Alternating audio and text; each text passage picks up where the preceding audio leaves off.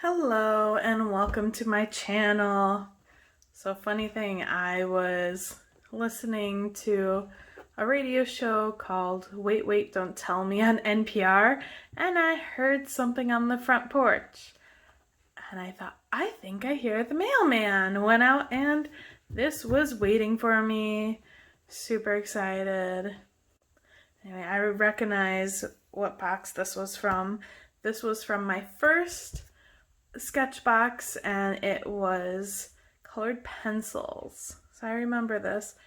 I never thought to do anything this light before.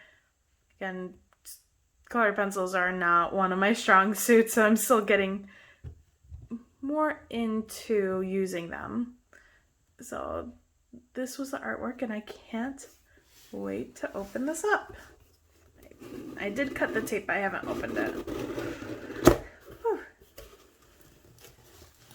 And here it is.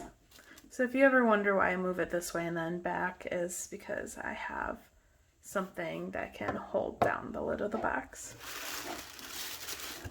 This is very light. Ooh, I see some not English in here, and I'm curious. Okay, so this is, I'm not entirely sure. It just says Japanese traditional colors. Japanese, anyway, it's pink. Okay. Let's see, we have a red one. Not mad at that yet. We see something I love. Okay. These watercolor markers from Faber-Castell, the Albrecht, I think are amazing. The watercolor pencils are the same. I am wanting to get some more soon. And these I absolutely love. I love trying to mix it with watercolor pencils. So these are awesome. Very happy about that. Sort of getting a sense of a color scheme right now. Ooh, a Winsor Newton watercolor marker in burnt umber. So let's see, we have India red and burnt umber. Okay, sort of see where my color palette is going. A KingArt Inkline pen, interesting, has a little window. And you can see inside, it looks like, you can turn it, yep, it looks like it's a chisel. Will you focus, camera? Maybe, maybe not. Okay. Anyway, so it's a chisel, so that's really cool. And the KingArt, I've only seen them in the, I think it was the August Art Snacks box. Yeah, that was the first time I was exposed to it. And then a black brush sign pen. I wonder, oof, that is thin brush. Super thin brush.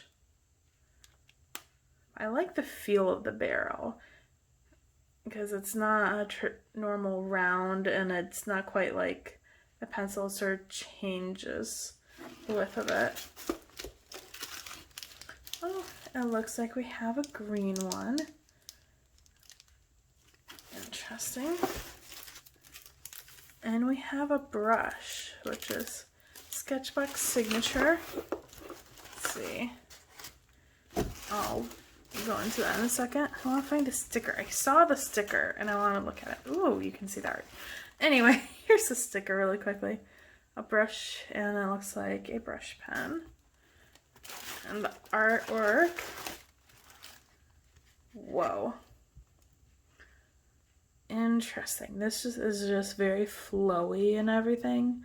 I'm still working on doing stuff like that where it just flows and carries through. Let's see, by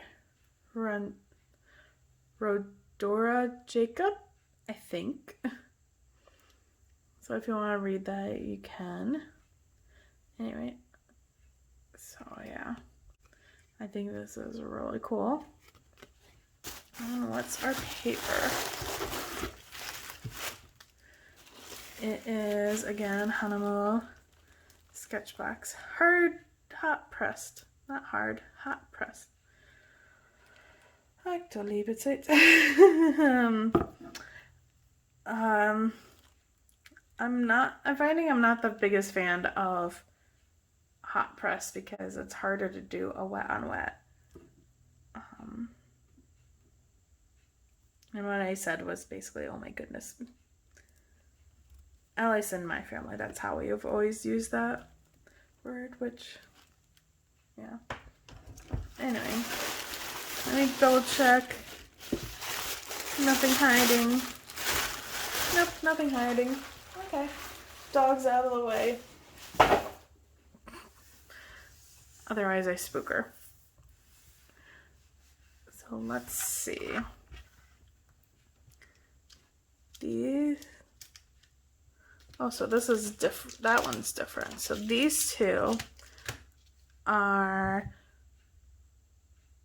Akashiya watercolor brush pen.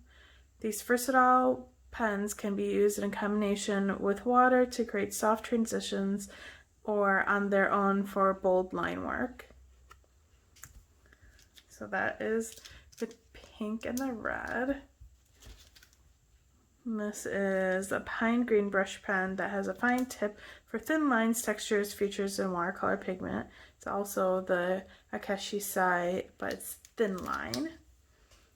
Then we have the Pentel micro brush. And so this is a black brush liner. And if you work quickly, you can get dry brush effect. Interesting. And then the Winsor and Newton one, which is a watercolor marker, should be stored horizontally to avoid setting of pigment, which can happen during transition. Apply multiple layers for a consistent color and store horizontally to redistribute the inks to the nibs.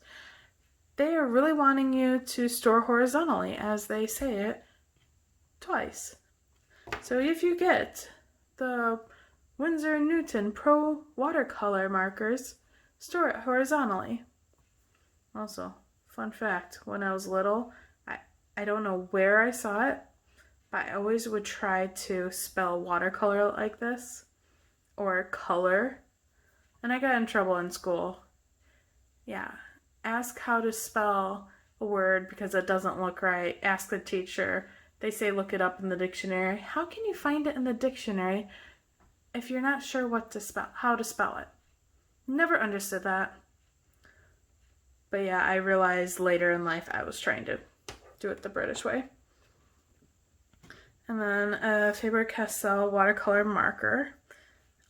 And again, I have used these. I got them in a scroller box, an old scroller box, and I have blue and yellow, and I love them. So it's really cool to have another one. And the KingArt Inkline pen in brown. Oop. I didn't even notice that. I was so focused on what that nib was. Anyway, so it's a 3mm chisel tip, and it's great for thick or thin. You know what? I have a really cool idea for this. Said, or on top of watercolor pigment. Really cool idea with this. And a Sketchbox signature mop brush. Fluffy. The 3/8 inch fluffy brush is great for creating soft swaths of color and can hold a lot of pigment. Awesome. And the Hahnemuehle Harmony. I see this umlaut and I try to pronounce it one way, and then I'm trying to read an English word afterwards. It turns into a mess. Anyway, it's hot press 300 GSM, 4 by 9 inches, 12 sheets. Smooth and absorbent, this paper is great for water-based pigments and brushwork. Again, I sort of see it. What is technically a theme? Premium box. Well, apparently it's not giving us the theme besides it's a premium box. Anyway, so here are the supplies. And I'm going to get set up to do some swatching, or I find nothing particularly interesting, I'll probably jump right into the picture that I have going in my head. I'm just going to say this is going to be very different color-wise than this one. So anyway, I'll set that up and see you on the other side. Hey there, so I decided I was going to record some of my swatching just to see how everything flows and everything, because you know what, I could, that's good to know. So already I've already made a discovery that I want to share. So this does not smudge really with water that much, so that's a good thing to know. Anyway, I recently saw a stream in which it was a lot of just messy art making and just seeing where things went. And I thought, you know what? It'd be good to show. Whoa, either A, it's the paper. I'm doing my darndest to try to smudge it around. So A, it might be the paper. Oh, anyway, the end of that thought was just showing being messy, because I'm normally a very controlled artist. I have something in my head and then I try to put it onto paper, and it might change once I start working, but it's mainly the same. Interesting. So yeah. Anyway, these top two don't really interact with water that much. At least on the paper. I feel like the angle that I want to sketch at is not going to be the best. And that is a lot of pigment. Okay. That's good to know. So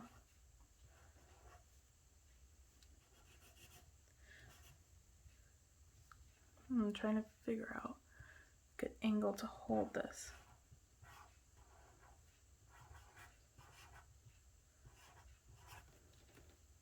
Not entirely sure, but I can do a little bit of calligraphy. It's definitely a darker brown, and honestly I think that's red that I ended up grabbing and smearing all over. Okay, so the one thing about this I decided I want to also talk about is it has a bullet nib, which is great, as well as it has a brush nib. I'm really loving this color right now. Ooh. And again, this is why, a little bit why I love them, because it is a lot of pigment that goes far. Okay. I'm really glad I got to see what the brown and red content in that was. Yeah, a lot of the paper is soaking up the water. So if you want something that's more controlled with your colors, this would be it. Okay, so this has the flat end is a brush, which I am confused by. What is this pointed end? Or does it not come off? Oh, it does. Is the bullet. Interesting. I would have had this pointed be the brush end and this end be the bullet, but their company, they do them.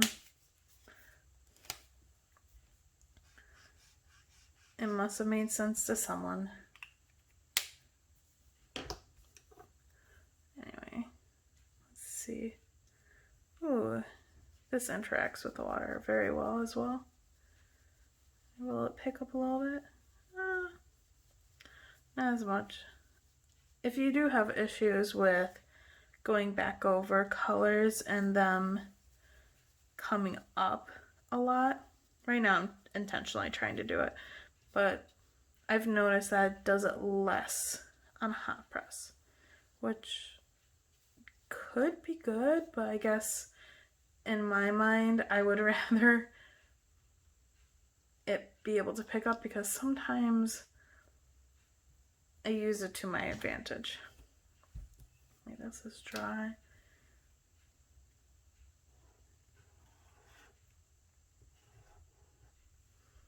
Okay, what colors we get? Definitely is going to be a layer. Definitely can layer with that green very well. Now to test one more thing. So I have to be very delicate with this. The more you press down, the more of dry brush you get with it, whereas the lighter you press down, you get less of a dry brush effect. Now I'm going to take my brush side. I'm going to see what happens. Do they interact? I think they might. This might be a little bit too dark to tell. This one was a brush. Okay, you can sort of see a little bit of the interaction between them. Let's add water to it. And now it's basically they're all lifting and mixing, so that is going to be something definitely to keep in mind if you want something a little more detailed. Either get your own brush or don't add water. Anyway. Wonder how this goes on top of the wet. Ooh, so if you put this onto the wet, it will soften it a little bit. Wonder if that'll do that with the black.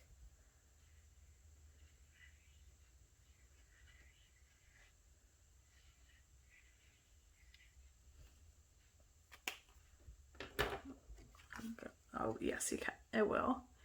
If you can see that, it will soften it. So if you want a softer line with the green or the black, add some water to the paper and you'll be able to get that softer line if you want.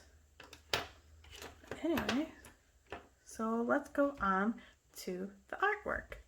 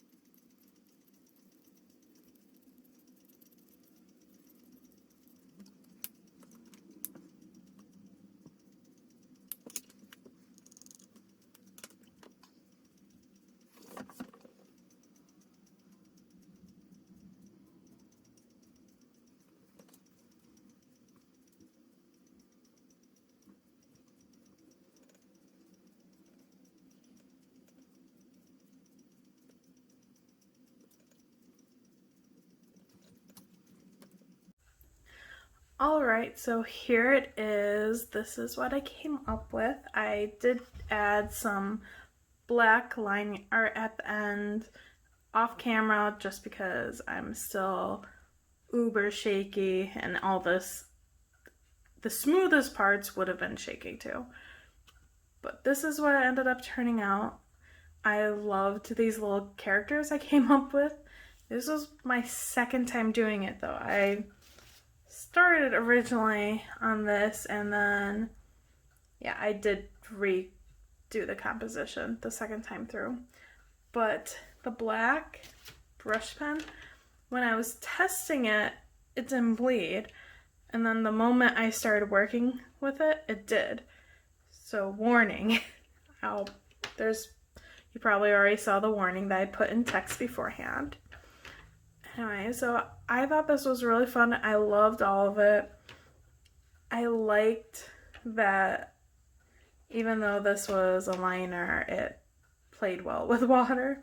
I've been trying to use other supplies from other boxes in new ways when they didn't have something that could go like all over, and it turned out really messy. Whereas this was very neat.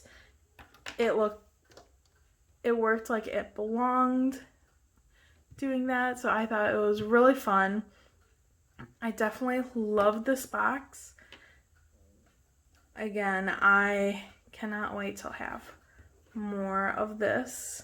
The Faber-Castell Albrecht Dürer, and then this Winsor Newton wasn't bad. I don't think I got a good taste of what it's really like, so I can't comment on that. Same with the pink and the red. I think having the art from this month being this very powerful red and pink, I wanted to sort of go in another direction, so I use them more as accents. And for me, I think that just matched my personality a lot better, having that as an accent. And then I did use this as more like a detailed. For me personally, I think the hardest thing of this box is for line work when I have a very thin brush, like that's in these two. I am shaky as ever still. So if you're solid with doing line work, you'll probably enjoy this box and have no trouble at all. But for me, that was probably the hardest thing. But I am super happy with how this turned out. And I thought this was really fun creation of little characters that are having, I think I would say they're sort of having a little performance. Anyway, I hope you enjoyed this video, and I'll see you next time. Bye!